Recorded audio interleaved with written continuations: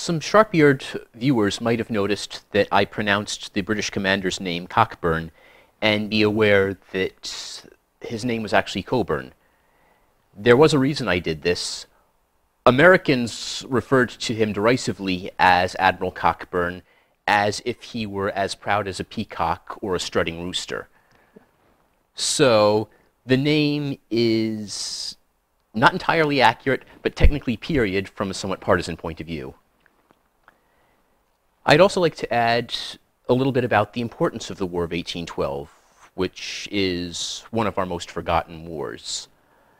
Because the United States got roughed up so much more thoroughly than they expected, because federal efforts proved to be inadequate, a lot of people realized that the nation had to develop its industry better, that we needed more coordinated efforts between the states. And it was out of this war that the modern American political system developed. The federal drive for internal improvements, which led to canals in the 19th century, then railroads, then the superhighways we have today, started in the wake of this war. Our national tax code really began to develop as a result of this war. It basically turned us from a loose confederation into the nation we are today, or at least began the process. That's really interesting, and I think that's important for people to understand that this was very significant.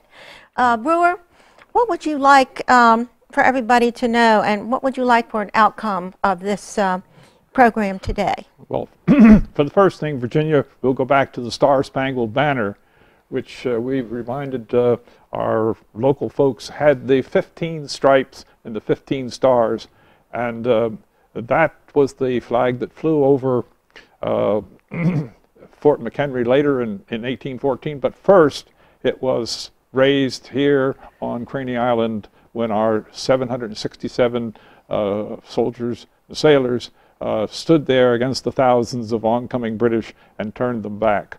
But as far as the 9 sites are concerned, most of them are absolutely delightful places to visit, and when we have a stretch of good weather, it's an opportunity to appreciate what happened here in our very own community, and remembering that what we're looking at is simply one generation, or a short 30 years after the Revolution was completed.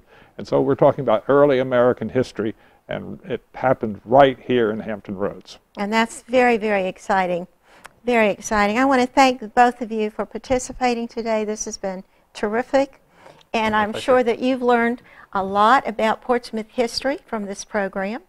And I want to remind you that Portsmouth is really one of Virginia's best kept secrets. But please come out and view these wonderful sites and see for yourself what a wonderful little town Portsmouth really is. I'm Virginia Biittner for Portsmouth Schools Educational Television. Thank you for watching.